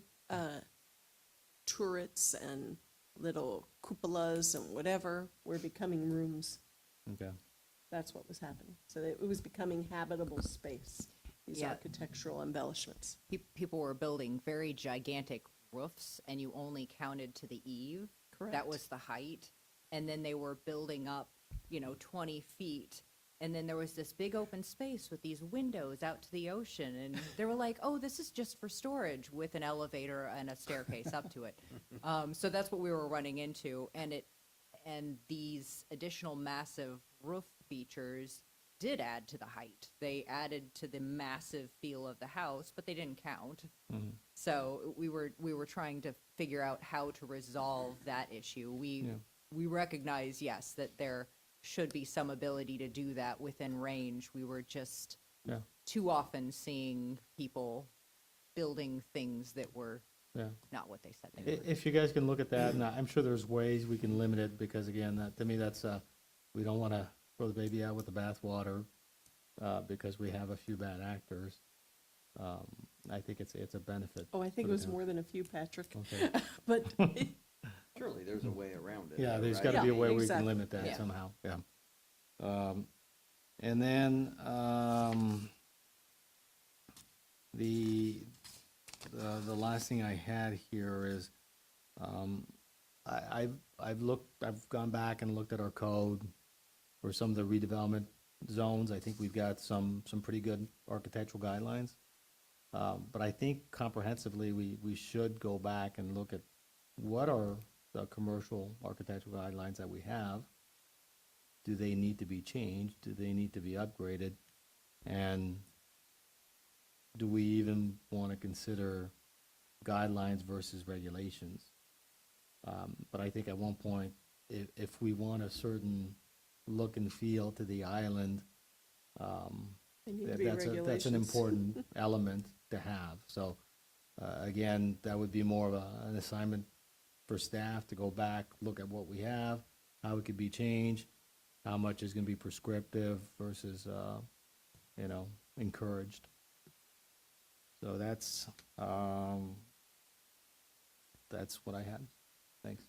Thank you.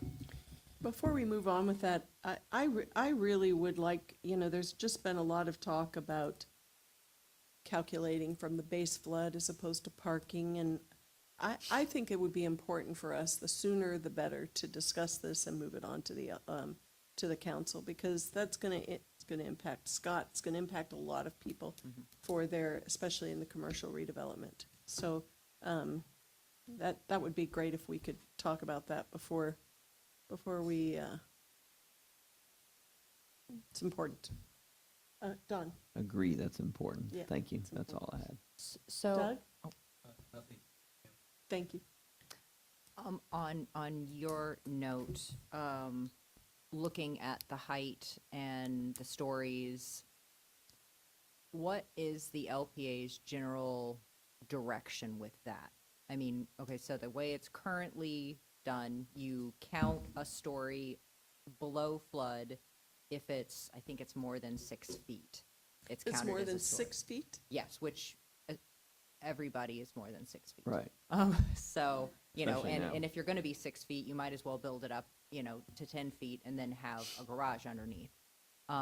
So right now, you count from base flood elevation plus up to 3. So you can get 3 additional feet above base flood elevation if, for instance, you're at 6 feet at base flood elevation and you want to build a garage space underneath. So you're allowed to build up to 9, and then that's where we start counting. Up to the midpoint of between the peak and the eave is how we count, an angled roof right now. We count every floor. So that first floor is parking, the second floor is living space, the third floor is your max floor. Is there interest in increasing that? Because that's almost island-wide. There are some places in downtown where you can have, I think you can have 4 stories. I can't swear to it, but in my mind, I'm thinking there are 4 stories in certain places. And there's certainly additional height you can get in certain places, but in most instances, you can't get to that height because of the number of stories. So is there interest in adding the allowance for an additional story, or where you start counting the floors at base flood elevation? So if it's below base flood elevation, it doesn't count for height, and Right. it doesn't count for stories.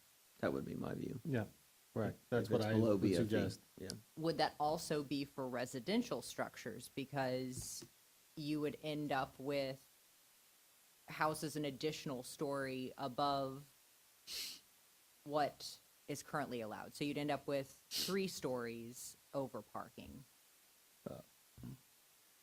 Before we go into that question, is that only addressed in the LDC, or do we have any limitations in the comp plan when it comes to stories? I believe that is only in the LDC. Okay.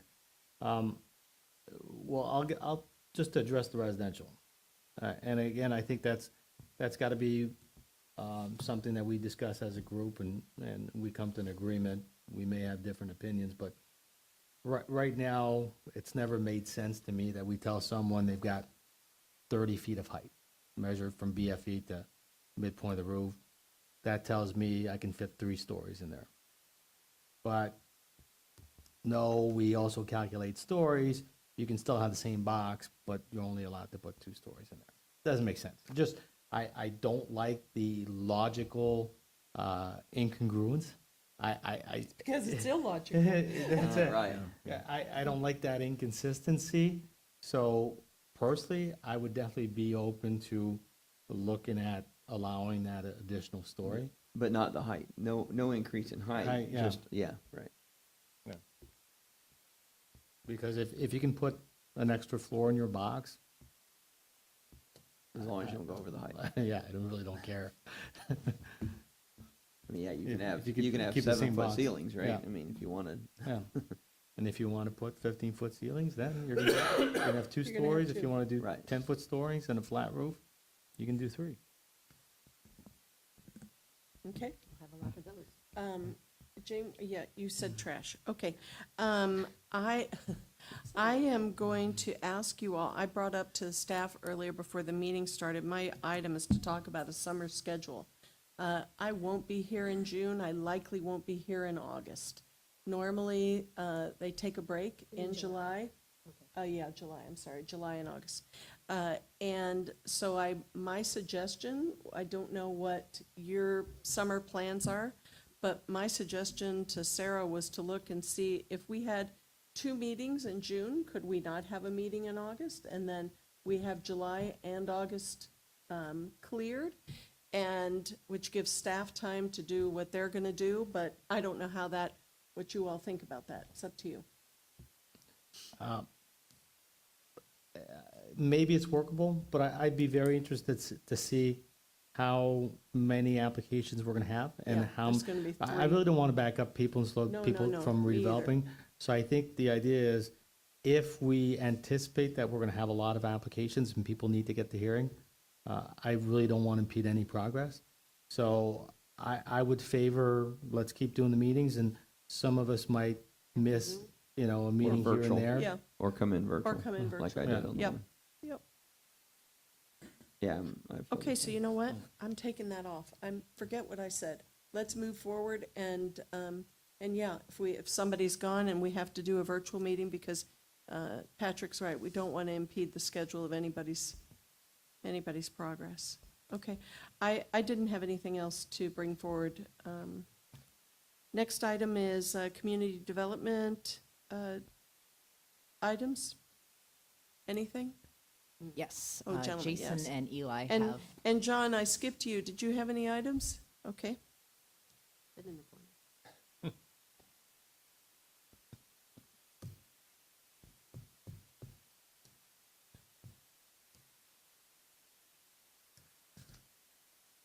Jason and Eli. Jason Smalley, Community Development. Eli Lee with Community Development as well. So in the spirit of our previous discussions where we were encouraged to bring you some quirks of the code that we found were kind of making our jobs a little bit more difficult, we That would wanted, be a good book title, Quirks of the Code. is Dan Brown doing that one? Probably, that would be There we go. perfect. So we've run into a bit of an issue, and we believe that this is going to only proliferate, and that has to deal with multifamily docks, condo docks specifically. So obviously, many of these docks were affected or largely destroyed during the storm, or are going to have to require some amount of reconstruction. The quirk in the code is that when we look at the docks section, for the most part, 95% of it is geared towards dealing with single-family docks. It's explicitly called out as dealing with single-family docks. So the issue that we're running into is when we look at trying to redevelop these multifamily or condo docks, we aren't given a whole lot of guardrails to look at. Effectively, what that means is either there was a plan development or some other sort of holistic plan that was done that establishes what those docks are, their orientation, setbacks, all of that. So what we are left with is a lot like the previous issue where there's not a whole lot of existing documentation from when these things may have been built, or very little to go off of that sort of explains what was previously approved.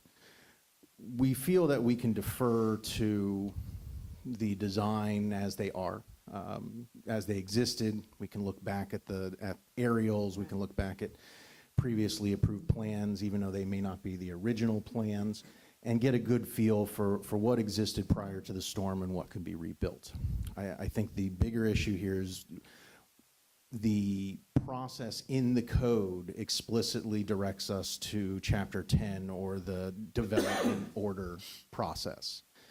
And that can be an arduous process. It can be expensive. Right now, a full DO goes for about $3,000 just to get your foot in the door. And there's some amount of review time up and above just reviewing normal plans. There also is the option to do it under a limited development order. That's also part of the Chapter 10 section. That is a much shorter and more truncated process. But realistically, we're looking down the road for how we look at future development of these docks. Because if somebody comes in, we have no way to gauge how that dock should be built, how it's going to interface with already existing docks or previous or soon to be developed docks around them. So we're gonna end up with effectively long lines of these docks just crowding, especially the canals.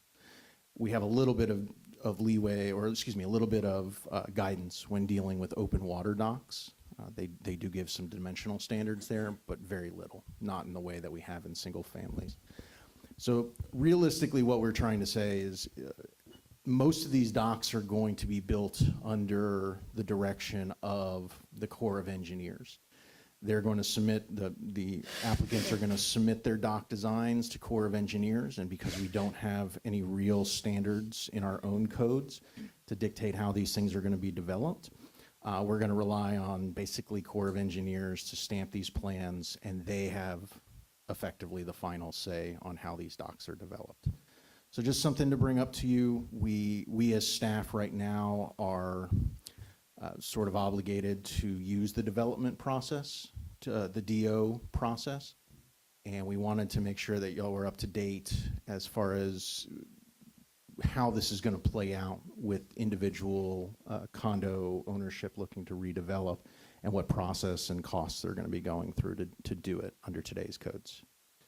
Doug? So Jason, I have a couple questions then. I understand what you're saying. So when you get a permits for a dock, you have to go to Corps of Engineers, you have to go to the Florida Department of Environmental Protection, and you have to go to Lee County, and you have to get a building permit from the town. And the design of the dock has to be conformance with rules of Army Corps of Engineers, depending on the water body, and the FDP. And I don't know if Lee County specifically has any rules, but they want to look at it. So what would the town, and I can see where the town might have some issues that they want to control on docks, especially private docks and canals, which are probably less looked at than the open water docks. But would you want to restrict, if they're not already restricted, how far you go in the canal, or how close they be, or how much, like FDP requires that the dock be so many feet above the water so it doesn't shade seagrass, for example, or Army Corps of Engineers will allow you to rebuild a dock if it's exactly like the dock that was there. So if you can document it by an aerial that, hey, we had this dock, they'll let you put it back. But if it's a new dock, they're going to have all different regulations, and they might highly restrict how big a dock that can be. So docks cover a lot of jurisdictions. Evidently. So the town's not going to have the last word on docks anyways, probably, is the best I understand it. So I guess, but I understand what you're saying too. So I think if we had any ordinances around docks, it might be things that we specifically as a town want to add to or enhance whatever other state, federal, and county regulations apply to docks. Do you guys have anything in mind? Because in hearing Doug, what I've seen in other jurisdiction, a lot of times what the local jurisdiction ends up regulating is, for lack of a better word, a setback from the property line, because if you build really close to your neighbor, depending how you gain access also to your dock, there can be conflicts, especially if you're in a bit of a cove also, and you don't have kind of a straight seawall. To me, that's the only thing that comes to mind as a town. We might want to look at those issues. I agree. It's a wider issue, but single-family dock design may also be on the agenda. Today is really just something that we're starting to see come in with the commercial builders or the multifamily docks. So we're trying to give you all a heads up of Like what we're seeing. Fishtail area, Or probably. condominiums? Condominiums specifically. Yeah, there's a lot of condos in the Fishtail area. Exactly. Yeah, Bay Beach. Bay Beach? Bay Beach, yeah. Ocean Bay Beach. Harbor? And more to Patrick's point, I think he's absolutely correct. We're not looking for a wholesale redesign of how these docks should be set up. We're more looking to ensure that we have an easy way to provide separation. Again, I'm going to defer to my time down in Marco, and we saw this as, you know, the boats constantly get bigger. They don't ever get smaller or stay the same. Yeah.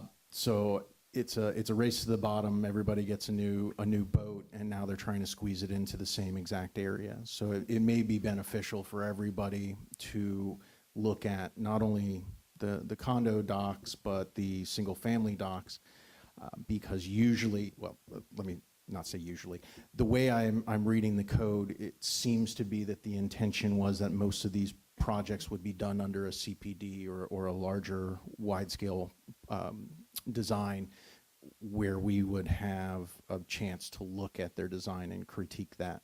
As it stands today, these places are going to be rebuilding oftentimes without a CPD or with documentation that can't be found.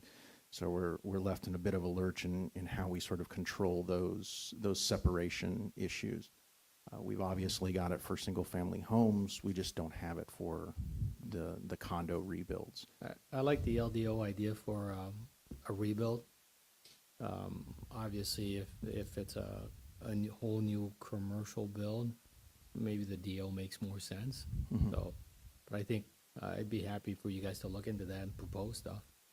I think we've already got a bit of wiggle room to deal exactly with that scenario. If it's a rebuild in the same footprint or the same effective area, even if they're doing slight changes to that, but the area stays the same, I think we're comfortable probably relying on the LDO. But what we're going to see a lot of, and I think we've already seen one or two come through, is people are looking at it, I've got to rebuild this at this point. Why not take this opportunity to try and solve some of the homeowners or condo owners' wants that existed of extending finger piers, of maybe adding more slips. Those will be controlled by the manatee protection and the number of slips, that is, or the Army Corps of Engineers.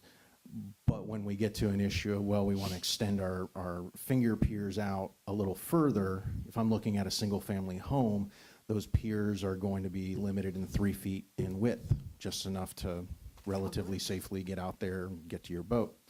We don't have that sort of limitation on the condos, so we're left with either trying to hybridize this and incorrectly pull from the single-family design and apply it to these commercial docks, or effectively say, as long as you can get to Corps of Engineers and get a positive approval for this, you can build whatever the Corps says.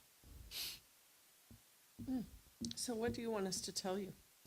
Because this quirky code nonsense has got me a little befuddled here.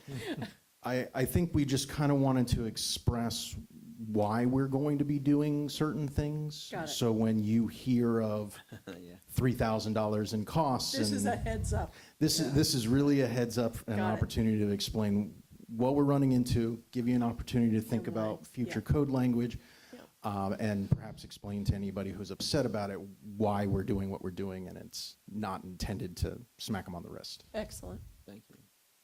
Any other questions for Jason? Thank you guys very much for all your hard work. Thank you. Thank you. Anyone have something, the items for next a month's agenda? Sarah, if possible, could we have those stories and parking and whatnot? Could that be on next month's agenda, Patrick's issues, if I think possible? we should be able to do that. Excellent. Anybody else have anything specific they want to put on next month's agenda? All right, thank you. If nobody has anything else, may I have a motion for adjournment? So moved. Second. All right, we stand adjourned at 11:04. Thank you all for being here. Thank you.